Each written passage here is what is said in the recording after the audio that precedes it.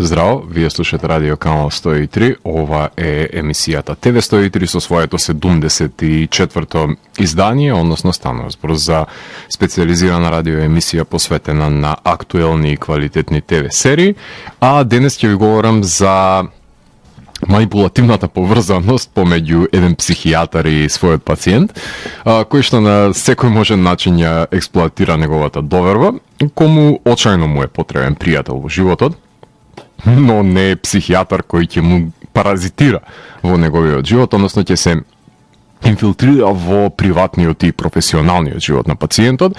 за да преземе контрола врз носењето на сите негови одлуки, упропастувајќи го односот со колегите на работа, оддалечувајќи го пациентот од неговата сестра и секоја потенцијална љубовна врска во неговиот живот со некоја девојка, и тоа во процес кој што трае речиси 3 децении. За да биде доловена ова искористувачка корелација која се има случајно во реалноста, ангажирани се Вил Фарел и Пол Рад, кои што ги глумат носечките улоги во одличната ТВ серија The Shrink Next Door, за која ќе ви говорам во денешното издание на ТВ 103, кое го започнавме со најавата од самиот нов албум кој го издадува Electric Huldra, односно кој го носи називот на овој бенд. Го слушавме во Planet 81 и потоа следува моќните композиции Used и Here to Stay. Electric Huldra се бенд кој што ни доаѓа од рокерскиот град, од Детройт, од Мичиган ни доаѓа, така што севкупната рок-н-рол ставнина од тоа што е продуцирано од овој град може да се насети и во дисторзираниот призвук на овој бенд, односно ова моќно стоен рок трио со елементи на дезерт рок и на пред се ретро призвукот од 70-тите години. Сметам дека беше и тоа како потребно за да го добијам вашето внимание со овој моќен нивен призвук, кој во продолжение ќе го слушнеме во уште една композиција од Electric Huldra, односно во творбата Dreamin'. А доколку сакате да дознаете како еден психијатар со децении го користолюбиво го манипулира својот пациент, тогаш вие сте на вистинската фреквенција која планира од сферата помеѓу појавното и имагинарното, кај што се крие еден притаен меѓусвет, нудејќи можности за огатнување на енигмите на постоењето. Јас сум Златко Ѓелевски, а вие останете вклучени. Започнува програмата на ТВ 103. Вие слушате Радио Канал 103, ова е 74-тото издание на емисијата ТВ 103, во кое ќе ви говорам за The Shrink Next Door, која е американски минисеријал, психолошка мелодрама амалгамирана со елементи на црна комедија, која е создадена од ТВ ветеранката Джорџија Причет, која што во 90-тите години закотвено беше во телевизискиот систем, иако ја знаете како придонесувачка на квалитетот на епизодите на Avenue 5, VIP, Life of Riley, Glued, и во последните неколку години работи на Run и на Succession. Серијата се базира на подкастот со исто име, работен од страна на Джо Носера, издаден е на Wondery, реализиран во 14 епизоди, кој што беше започнат со својата изvedба од 2019 година, заврши минатата година со интервјуа со актерите кои што глумат во ТВ серијата, значи се вклопија на некој начин по изведбата на самата ТВ серија, обединувајќи ги двата света. Денес не представува овој процес на купување на права за адаптирање на подкаст некоја си страна практика, затоа што полесно е да се адаптира веќе постоечко прикажување на нечи живот од реалноста, отколку барање на одобрување за екранизирањето на нивниот живот во светло, нели, во кое што тие сакаат да бидат прикажан пред нивниот живот, процес во кој што секогаш некој е незадоволен, како што ви говорев во епизодата за Пем и Томи, така што или ќе биде задоволен субјектот, а нема да биде задоволен продуцентот со врзани раце, или ќе биде незадоволен субјектот, а продуцентот ќе го прикаже како што милува драмското дејствие без рестрикции, авторски подвиг кој е возможен исклучиво со адаптирање на правата на подкастите, начин на кој вешто се заобиколува таа судска хајка, само за да може да се екранизираат саканите ликови без ограничувања, се добијат правата за користење на тие имиња од подкасти за кои што се адаптирани во ТВ серии, за кои што сум ви говорил во посебни емисии на на претходните изданија на TV103 се Доктор Дет и Archive 41. Серијата ја имаше својата премиера на Apple TV Plus на 12 ноември, кога беа емитувани 3 епизоди и потоа секоја недела се емитуваше по една епизода, што значи дека заврши на 17 декември 2021 година, број 8 епизоди од по 40 на 45 минути, што па математички говори дека ви се потребни 6 часа за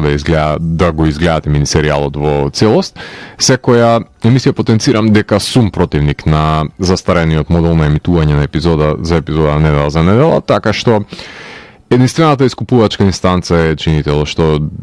го добивате најпрвин 2 сати од случувањата, 1/3 од содржината, која што е сосема доволно за да ве навлече на серијата и потоа за 1 месец да ја изгледате. Уште по делотворно според мене би било доколку би добивале по 2 епизоди неделно и се скрати за 2 недели процесот на чекање и би добивале секоја недела по 90 минути, да не речем по еден филм, што би било идеално според мене, но Apple ќе ја влечкаат колку што можат повеќе работата за да ќарат нивни нови претплатници, секако дека binge-watch пристапот, гледање во еден стив е најадекватен начин за сервирање на една серија, затоа што јас се збирав, например, недела за недела и ја гледав во зимскиот одмор од емисијата, така што не ја искусив во начинот на кој што е наменета да се гледа недела за недела, затоа што прво немав со кого да дискутирам и никој од пријателите не ја ни гледаше, ни откако им кажа дека постои серијата, така што погубно ќе беше да го трошам времето на неа, кога можев на други да го потрошам за кои што веќе беа завршени и можев да направам емисија тогаш. На сериите на Apple Plus сум посветил, ако не се лажам, 7 епизоди од TV103 од овие 74 епизоди, а оваа година започна фуриозно со неколку впечатливи серии, какви што се Suspicion, Severance, The Last Days of Ptolemy Gray, We Crashed, Slow Horses, значи, кои моментално се уште траат. Толку долго ги влечкаат епонивните серии, па затоа не сум можел да направам емисија за некоја од нив. Иако ви ветувам дека барем за Severance ќе посветам емисија, а од комичните оваа година ја има и The After Party. Овој месец ќе почнат со емитување на Shining Girls и Roar, а наредниот со The Essex Serpent и потоа со Blackbird. За Apple знаеме дека немаат кој знае каков авторски пристап во реализирањето на епизодите, затоа што поважно е за нив да има популарен актер или актерка кој е вклучен во серијата за на негов грб да ја промовираат, што им е позначајно од содржината во која ќе се ставени, но тука е секогаш кога парите се поважни од тоа што купувате и така што ако убедите некој актер од А-листата од тие големи светски имиња, поголеми ви се шансите да ви биде одобрена серијата од страна на Apple, без разлика на квалитетот кој што поседува, сепак актерот или актерката треба да пресуди дали ќе биде составен дел и ќе го промовира ова течение, што секогаш ми било проблематично кај нивниот пристап, ама за нивна среќа половичен е успехот на тоа што го продуцираат и тоа што е вредно веќе сте го слушнале во оваа емисија, барем според мене. Така што селективно пристапувам на понудата на Apple, меѓутоа има квалитет кој што се крие во тој мал избор на серии кои што ги поседуваат. Во серијата станува збор за соодносот помеѓу богаташот Марти Марковиц, глумен од Уил Фарел, и неговиот долгогодишен психијатар Зеа Айк Хершкоп, глумен од Пол Рад, кој што како пијавица се има закачено за неговиот живот и на секој можен начин ја злоупотребува довербата која му ја има дадено Марти, преземајќи го кормилото во сопствена рака и насочувајќи го движењето на животот на Марти во насока во која најмногу му одговара на психијатарот. Ова корелација станува малтене токсична, со оглед на тоа што најпрво финансиски го цели психијатарот својот пациент, а потоа почнува да се инфилтрира во сите, буквално сите домени на неговиот живот, контролирајќи ги работните односи, потоа односот со најблиските, не баре култ лидер, односно лидер на култ кој ги репрограмира неговите поданоци, па поданици се извинувам, па бара да ги раскинат врските, односно релациите кои што веќе ги имаат воспоставено со своите најблиски, сметајќи дека тој ќе биде човекот со месијански комплекс кој што ќе ги спаси и ќе им покаже дека може да се живее по различен начин на живот, а Марти е очаен за пријател кој ќе го сослуша и ќе биде покрај него. Така што тој со пари си го купува негово вниманието и времето на неговиот пријател, а пријателот на секој можен начин го узурпира тоа. The consultation, the ceremony, the treatment, the foundation, the family tree, the party, the breakthrough и The Verdict се насловите на епизодите од овој минисеријал, се извинувам, во февруари 2020 беше најавено пред се продуцирањето на подкастот во рамки на ТВ серија, започнувајќи со снимање во ноември 2020, значи во корона, во Лос Анџелес, а завршена е со снимање во март 2021. Така што локационо се врзани актерите и актерките во оваа серија, најчесто се снима во интериери, па може да се направат тие посакувани дистанцирања од населението, иако сепак да се снима во Лос Анџелес воопшто не е лесно, барем не денес со оглед на тоа што колку дозволи треба да се бараат, меѓутоа тоа Apple знаат да го покријат на најдобар можен начин. Тука ќе направиме една кратка музичка пауза, во продолжение слушаме едно моќно албумско остварување, Dwell in the Fog се нарекува албумот на шведскиот stoner rock бенд од Göteborg, односно станува збор за Firebreather, кој што по издавањето на нивниот албум Under Blue Moon, ако не се лажам, 2019 беше тоа издание, доаѓаат со едно ново остварување, Dwell in the Fog, едно моќно, сладж, думерско дело, од кое што ќе може да ги слушнеме Kiss of Your Blade, Dwell in the Fog насловната и Weather the Storm. Потоа се враќам во да ви говорам за ликовите, односно актерите и актерките кои што и глумат во ТВ серијата The Shrink Next Door. Уживајте во Firebreather. Вие слушате Радио Канал 103, ова е емисијата ТВ 103 со своето 74-то издание, посветено на The Shrink Next Door. А во овој сегмент на емисијата сакам да ви говорам за актерите и актерките кои што глумат во неа, односно за улогите кои ги имаат. Серијата е предводена од Вил Фарел, кој што глуми Марти Марковиц, односно тој е директор на фабрика за текстилни материјали, кој што по смртта на неговите родители се повлекува, е своевидно лековерен, односно лесноверен пациент на докторот Ајк, кој му се отвора, кој што откако ќе ја сподели неговата доверба во кажаниот збор со него, ќе започне да се оддалечува од неговите најблиски и од колегите, како што можете да слушнете во најавата, тие стануваат според неговиот доктор токсични и на тој начин пропустувајќи го секој домен од животот во кој што му има дадено пристап на докторот сите тие 3 децении да ги повлекува врците на марионетата, ќе го оддалечи од сестрата, од потенцијалната љубовна врска со девојката која што работи во продавницата за врамување на слики, потоа од колегите на работа, по можност упропастувајќи му ја фирмата со начинот на нееснавско работење, а Марти само сака искрено пријателство, близок човек кој ќе му биде емоционална потпора, со кој ќе може полесно да ги надмине препреките во животот, давајќи му ја илузијата дека напредува во социјализирањето, стекнувајќи поголема самодоверба, но цената која што ја плаќа за овој чекор напред е преголема. Пол Рад го глуми доктор Ајсак Ајк Хершкоп, односно тој е подмолниот психијатар кој што 27 години го манипулира не само Марти, туку и останатите негови пациенти, како што може да забележиме, искористувајќи ја дадената доверба, најпрво одвојувајќи ги од членовите на семејството, пријателите и заедницата, потоа присилувајќи ги да го изберат неговото пријателство пред останатите, ако сакаат тој да им помогне, и под оваа уцена и присила да изнуди финансиски бенефити, да има контрола врз нивните животни одлуки. Тој дури се вселува во летната куќа на Марти, го манипулира да инвестира и во соседниот имот под изговор дека нели ќе опишува неговото животно ремек дело, а всушност со години живее во удобноста на овој дом со неговата фамилија, лик кој ви доаѓа да го претепате во секоја епизода, меѓутоа Пол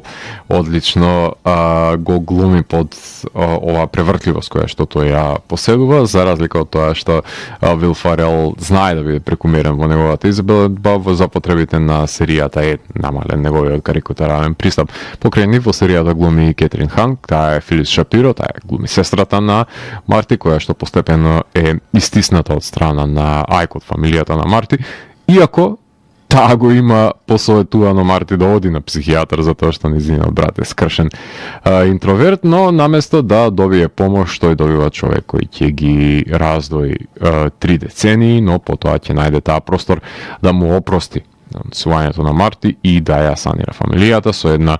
натежнувачка горчина, фрустрација и гнев, иако во реалноста, ако ви се верува, живееле во иста населба и не се виделе 30 години. Кейси Вилсон ја глуми Бони Хершков, таа е сопругата на психијатарот. За неја тој бил идеалниот маж, но низ годините ја гледа неговата поганост, ја насетува пред се, не го соочува со неја и треба да одлучи дали ќе го толерира неговиот однос со пациентите, и таа е пред се немиот сведок кој малте не го одобрува насилството, односно злоупотребата, која што има морална дилема дали ќе премолчи или ќе посочи со оглед на тоа што сепак таа развива некаква си хипотеза за сето ова, меѓутоа нема конкретни докази за овие манипулации кои што подмолно ги наметнува нејзиниот сопруг, се извинувам. Сарају Блу е Миријам, односно таа е пациентка на Ајк, со која што се запознава Марти надвор од неговата канцеларија, која што му посочува дека Ајк имал удел во оддалечувањето на неја од низината мајка, до тој степен што не присуствувала ниту на низиниот погреб, која што Ајк го разубедува Марти дека е лошо влијание во неговиот живот, што не ни дозволува да се развие некаква поврзаност помеѓу нив, па го провоцира да ја напушти во дадена ситуација на бензинска станица. Алан Васерман го глуми равинот Шерман, еден од равините кои што се инволвираат во манипулативните дејанија на Ајк, затоа што тој сака да има завршена бар мицва самиот Марти на стари години, што значи дека тие се негова конкуренција искрено, свештените лица, затоа што Ајк е толку семоќно влијание што може да го засени уделот на пропагирањето, се извинувам, на нивниот бог, така што Ајк и нив ќе ги сепарира од животот на Марти, колку што умее во тоа. Кристина Видал ја глуми Хана, таа е рамкарката, односно девојката која што работи во рамување, продавницата за создавање на рамки за слики,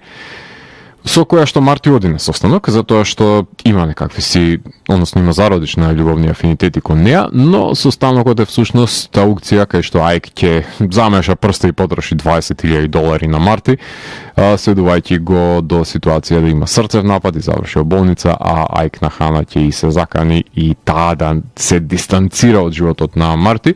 за кога Марти ќе дознае за тој подмолен совет во последната епизода, нема да биде толку рамнодушен, затоа што е најблиску до потенцијална романса што го гледаме во текот на оваа серија. И само да ги напоменеме Корнел Вомак, кој што глуми Брус, тоа е сметководителот кому не му се допаѓа влијанието Ајк кој што ги има фирмата на Марти, со оглед на тоа што во надолна линија се насочуваат нивните финанси, откако се приближува Айк до раководењето со самата фирма, без разлика на тоа што најмува некакви си клиенти кои што се надвор од домените до кои што би застапила самата фирма за текстил. Меѓутоа, неговото недоматинско работење нанесува финансиска штета, пред се повеќе финансиска штета отколку придобивка на самата фирма, и најчесто токсичните ликови кога ќе ви влезат во животот се тие кои што ќе ви подадат прст за да ви ја пресечат раката, и тоа најдобро знае да го направи Айк. Робин Бартлет ја глуми Кейти, таа исто така е вработена во фирмата на Марти. Таа е заедно со Брус се здраворазумните битија кои се загрижени за одлуките кои што ги носи пред се Марти на штета на фирмата со инволвирањето на Айк во незиното работење. И гледаме своевидна бодикап комедија помеѓу Марти и Айк, да не речем броманса, меѓутоа секоја жанровска тропа е первертирана од моделот на злоупотреба кој станува доминантна провениенција во ова дело. Тука може да направиме една кратка музичка пауза, имено во продолжение ги слушаме Witch Pit, односно ќе ги слушнеме со композиции од нивниот албум The Weight of Death, последно нивно издание, кое што веќе некаква традиција стана изданијата на Heavy Psych Sounds Records да се најдат во рамките на TV103, така што и The Weight of Death, последното издание на Witch Pit, бендот кој што ни доаѓа од Рим, од Италија, се наоѓа на овој лейбл. Пред се станува збор за бенд кој што е еден силен амалгам на тоа што се нарекува Heavy Psych од влијанието од 70-тите, од гаражниот, од стоне рок провениенција, во комбинација со психоделични и сладж елементи, така што од овие римјани ќе може да ги слушнеме композициите од TTR, потоа The Black and Fizz, извинувам, насловната композиција ќе слушнеме за крај The Weight of Death, и потоа ќе слушнете уште еден извадок за соодносот помеѓу докторот и неговиот пациент во The Shrink Next Door. Вие слушате Радио Канал 103, емисијата TV103 со своето 74-то издание посветено на The Shrink Next Door, а за самиот крај на емисијата сакам да посочам неколку спецификации кои што ја красат оваа серија. Именно уникатно е тоа што секоја епизода има различна најава, ама во сите се лизгаат лијани низ предметите кои се клучни во развојот на действието во епизодата, дали се семејните фотографии во прашање, дали е текстилот или храната која што скапува, лијаните како продирање на плевелот кој што го шири Айк со се на своевидна алузија кон која што може би се цели. Во контекст на режисерите, Майкл Шоуалтер го снима пилотот и првата половина од серијата, а Джеси Перец втората половина и финалето на серијата. Джошуа Мошиер, кој што стапува на сцена со ламентирачките сегменти кои што ги има во серијата, кога ќе биде Мартин на дното на неговото постојање, тука композиторот кој што работи музиката доаѓа во преден план, или пак го засилува лажниот сентимент кој го еманира Айк, иако намерите му се подмолни, така што музиката доаѓа за акцентирање на веќе постоечкиот емоционален набој во поглед на сценографијата. Се снима во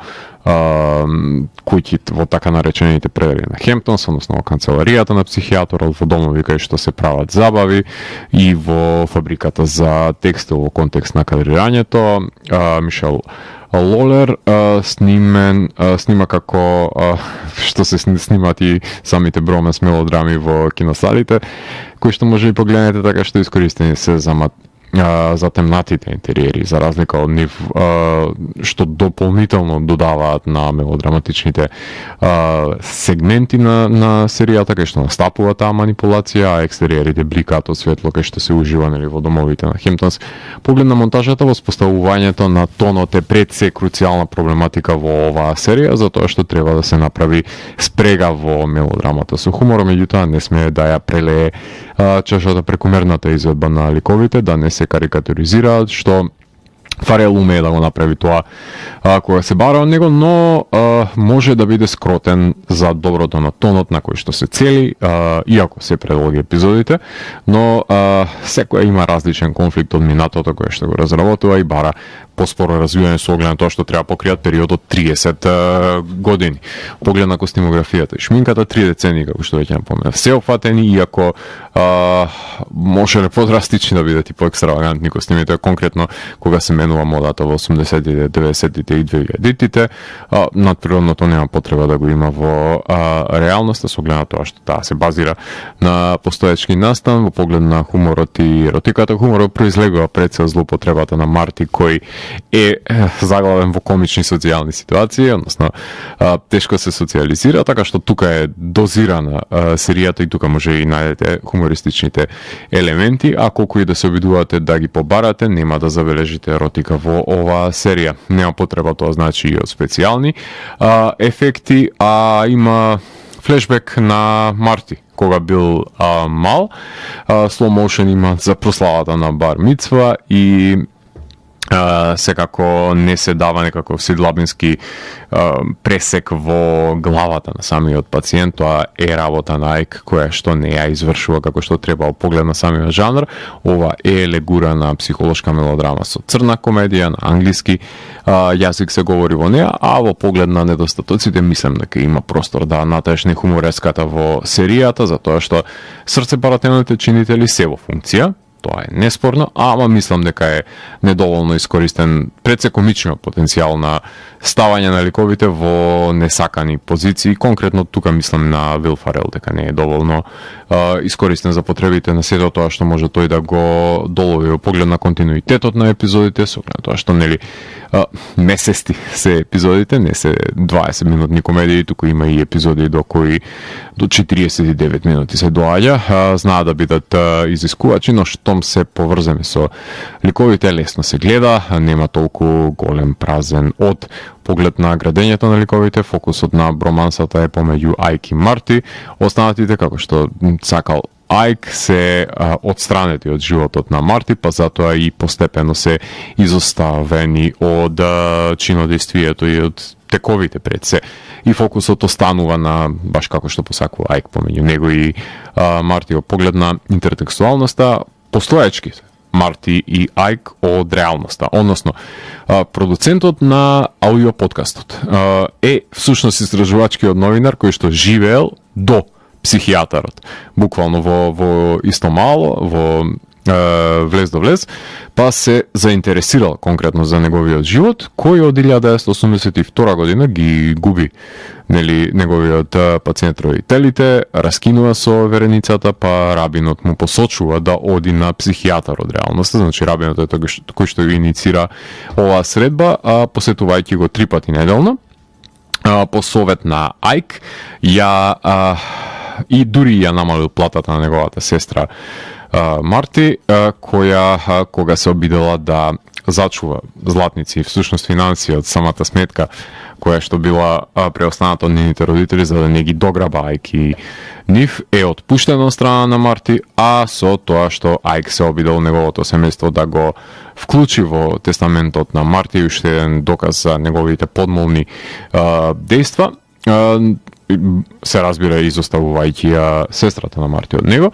не дозволувајќи Филис пред се да стапи во контакт со Марти, иако неколку пати се обидела таа да му прати честитка. Едноставно Ајк ги кинал на секој дофат, кога и да забележи какво и да е присуство или обид за стапување некаков контакт во годините кои што тие биле оддалечени, ама затоа па базен, куќа и терен за голф биле купени во име на Ајк за Марти да биде ставен во гостинската куќа да живее, додека ужива во сите погодности Ајк, што севкупно Марти има загубено $6 милиони од неговата сметка посветени на потребите на Ајк низ сите тие децении. Кога правил операција од кила од 2010 година, Марти конечно сватил дека штом не го посетува Ајк во болница, не е нешто како што треба, па го сменил тестаментот и тој стапил во контакт со неговата сестра. а Ајк ја изгубил лиценцата да работи како психијатар заради тоа што има 16 ставки на злоупотреба на самата лиценца што Нью Йорк му ја одзема. Поглед на аналогија, ова може да речеме дека е Вуди Аленовска серија во налик Anger Management и What About Bob, филмови кои што допираат со конфликтни ситуации во кои што психијатарот и неговиот пациент влегуваат во судир со оглед на тоа што има комична нишка во сите нив. А во поглед на слични серии со